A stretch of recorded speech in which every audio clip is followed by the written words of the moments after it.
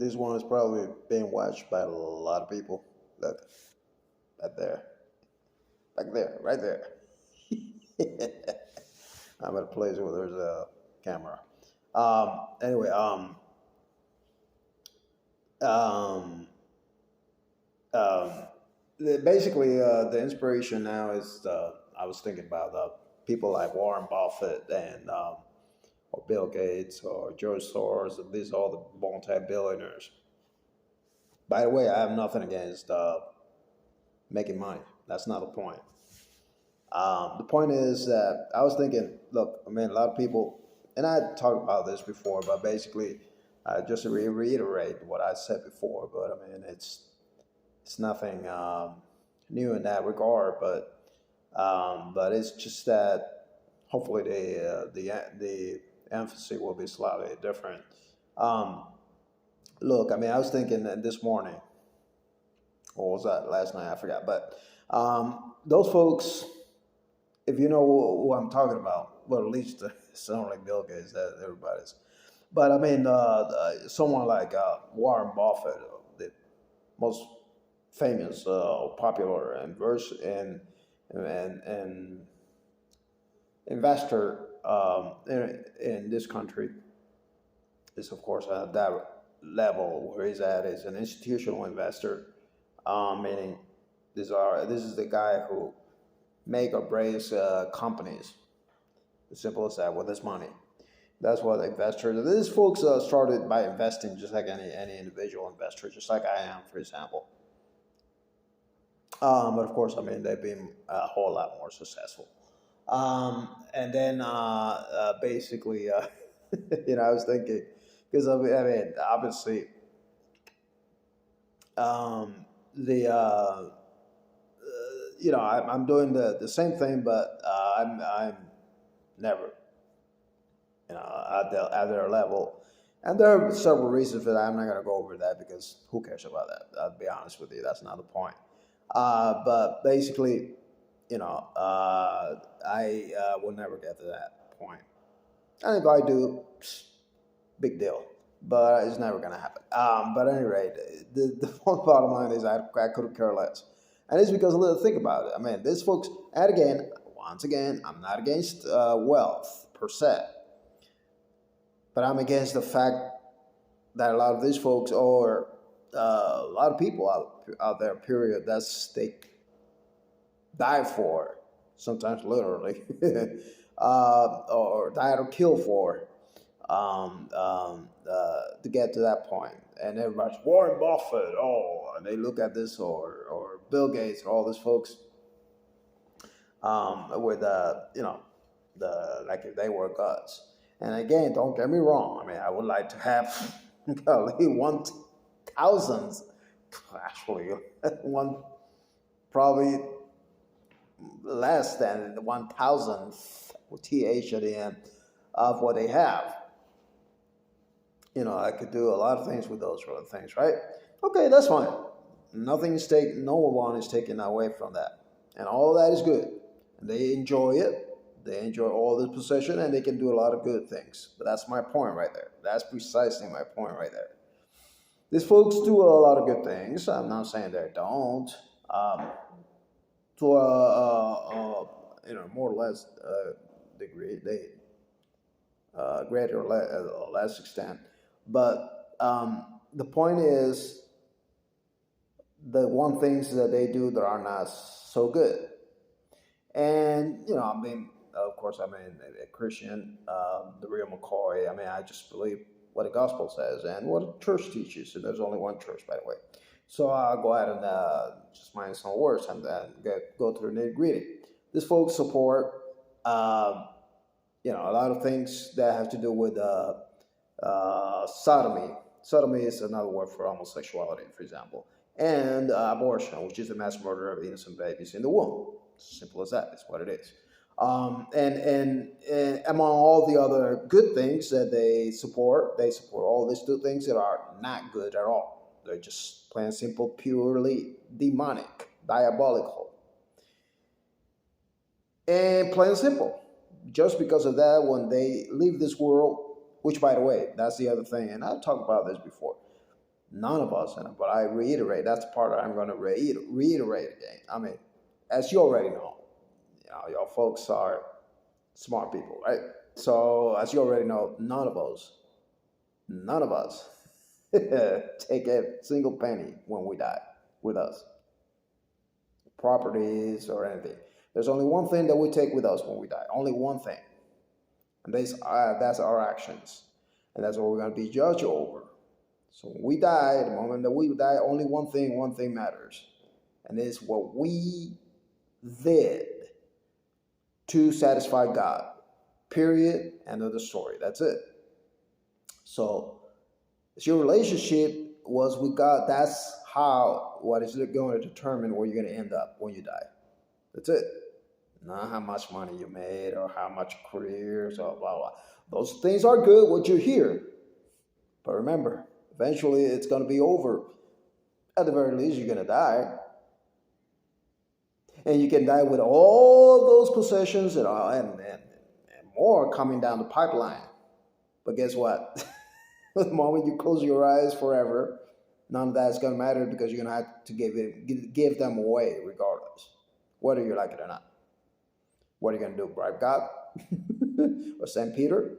You're not going to bribe them. So, no, I mean, it's going to be you and the Lord, and he's going to be judging you based on how far did you go in obeying his commands?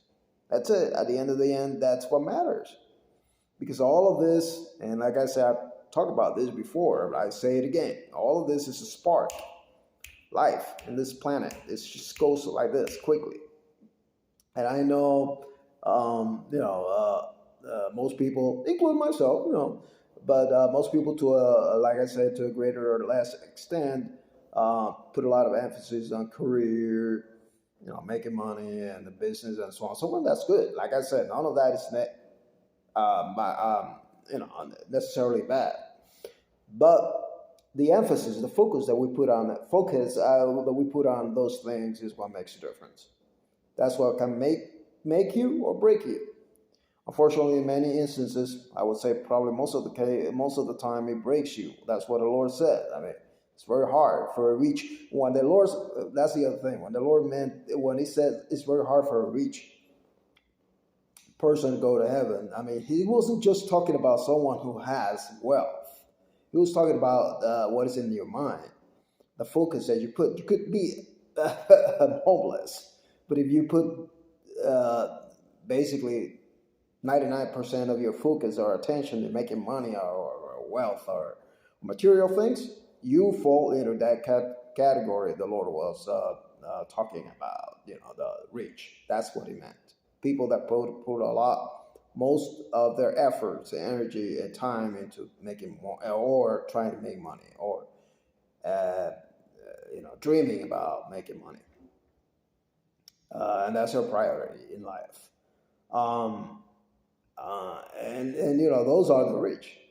And then by the same token, you can be a multi-billionaire and live as if you didn't have that money because you give it away in good causes.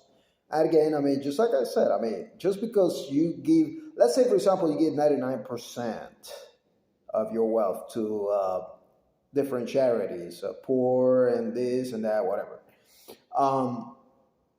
And they are all good causes, but 1% you give to abortion or these other institutions that support sodomy or what have you. That's it. And the best analogy that I have for that is this: suppose someone is going to give you a gallon, in fact, tons of gallons of pure, pristine, otherwise pure, pristine water. You are dying of thirst in the middle of a Sahara desert. and someone will give you gallons and gallons of pure, pristine water, except for a caveat. It's got one drop of cyanide, pure cyanide. Would you drink it? I don't know. Maybe I will have to be in that situation to think about it. I don't know, but maybe you're so desperate you say, what the heck? I'm gonna die anyway. But I don't. But I mean, Yeah, I'm trying to convey a message here. Would you drink it under normal circumstances? Would you drink it? I mean, just because you have 99.9999% of it being pure water, pure pristine, clear, drinkable water, but you got one drop, 1%, 1.0001% of it is cyanide, poison. I mean, only if you are suicidal you will drink it, right? So the same thing with this. So I don't care how much good things, good causes you give out your wealth, your money out to, but if you support at least just one organization that support the mass murder of babies in the womb, for example, and these are just examples, and many others, but I mean, or or people that make weapons that just to send it out to different places. So for people that are using it to kill innocent people without regarding to them to those couldn't care less about those people, or these other the sodomy and then many other diabolical, purely satanic things. Again, God is the one who defines what is diabolical, what is evil, not us. Okay. I know that in the world things differently because the world is they define what is good, and we are the one that define. Yes, you know who else decided a long time ago to define who decide what is good and what is bad, and rather than leaving it to God, Satan. That's how he became Satan. He used to be a very high prestigious angel, and all of a sudden until he said, "Oh, yeah, God, I'm not going to obey your commands. I'm not going to go by your definition what is bad or good. I am the one who's going to decide that." It's okay. And the Lord basically turned his back to him and said, "You do whatever you want," and then that's how he became Satan. But anyway, that's the same thing happens to us. I mean, only God decides what's good or bad. So, like for example, I'm going to give you, I'm going straight to the nitty gritty. The world today, the most uh, powerful, the ones that move the economy and that move the world nowadays, they say that it's okay for two people of the same sex to get married, right? They redefine marriage. It's not a word. Something that is God says is evil, and it will always be evil, just like it was evil 10 million years ago, and it will continue to be evil 10 million years from now. Plain and simple, because God, who is the only one who decides what's good and bad, says is evil. and they just want to plain and simple all of a sudden to say, because they feel like say, no, that's not evil, that's good. No, it is still evil, and there's not such a thing as a marriage between two people of the same sex. God is the one that defines that, period, no one else. We might think in our stupidity and arrogance, just like Satan did when he became Satan, that no, we are the one that decide, but we are not the one that decide what is good and what is evil. So going back to these folks, if you support any of those things, I don't care how many good things you do with the rest of your money, or how many other good organizations you support. If you support organization or causes that has to do with those evil things, you're not going to make it. When you die, that's the only thing that you're going to take with you.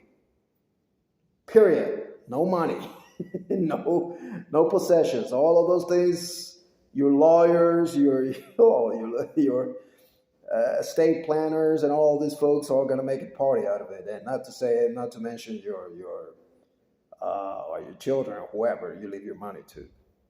Those are going to have a blast. Oh, absolutely. In fact, they probably can't wait long enough before you're gone, right?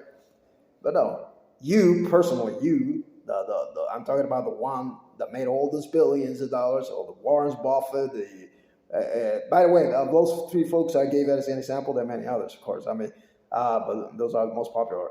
Warren Buffett, George Soros, those two, they are about to leave this world pretty soon. They're both over 90 years old. So they're about to leave this world at any moment.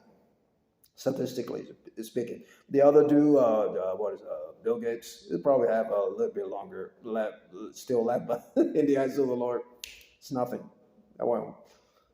And what did you say? 100 years? Okay, 100 years. Most of them are not going to get that far, but 100 years. What is 100 years in the eyes of eternity? And God exists in eternity. So, but anyway, I mean, going back. So they're soon gonna meet their creator. And then I know a lot of people like the atheists that love to say, "Oh, yeah, well, well, for one thing, they don't believe in the real reality, which is God and the eternity, but they only believe what they can see with their eyes and everything. But they say, oh, important. What is important? Only what you may do, what you're here, and for mankind and everything, blah blah blah. After this, who cares? Because you no longer exist, right? And everything. Again, they are deciding how things are run. They are deciding what are the rules of the game. You see? No, you can't. You're not God. Unless you're God, God is the one that decides that. So God says, no, it's the opposite. All those things, everything here is just a sample. This is the school. It's like a school. I mean, you go to school, you're not gonna stay in school forever, right?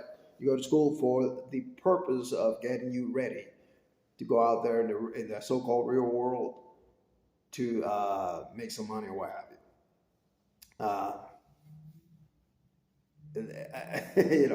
But you're not in school just for the sake of school, and then you're gonna say, oh, okay, I want to stay in school forever, and then after that, just nothing else. That's it. And that's exactly the mindset of atheists and all these poor individuals, poor spiritually.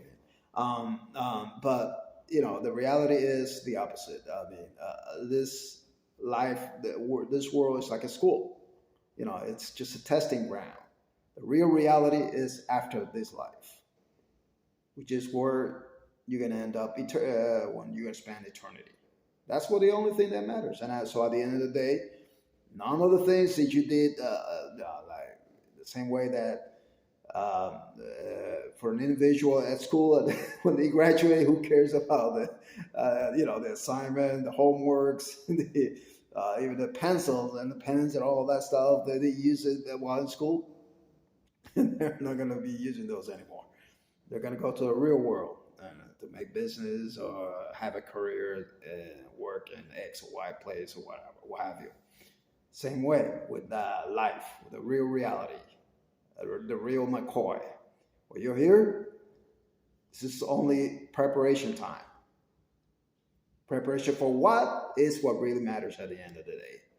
And that depends on what do you do what you were here in the school of life. Did you take advantage of it? Did you pass the tests? It's as simple as that. Did you obey the commands of the Lord? Because none of the stuff that you made what you were here on earth, all the billions of dollars, or the properties, cars, mansions, and everything, yada yada yada, you had, none of those is gonna matter after you're gone. You're gonna have to leave that all behind it anymore than all the calculators, or pencils, or homeworks that the students had while they were at school matters after they graduate, right? And they go on to the real world. So it is what it is. So going back to this, I mean, at the end of the day, none of those philanthropic actions or deeds people did with their billions of dollars are going to matter as long as they were in line with the commandments of the Lord. And as long as only one of them, one organization that you help, consciously, by the way, because if you didn't know, okay, but consciously, you're supporting abortion, for example, and all of this garbage and evil. That's it. You're not going to make it. No matter how much money you make, because none of that properties you have with it, you're not going to take none of that with you. So just keep that in mind and plain and simple, obey the commandments of the Lord Be good and be saved for a change. God loves you.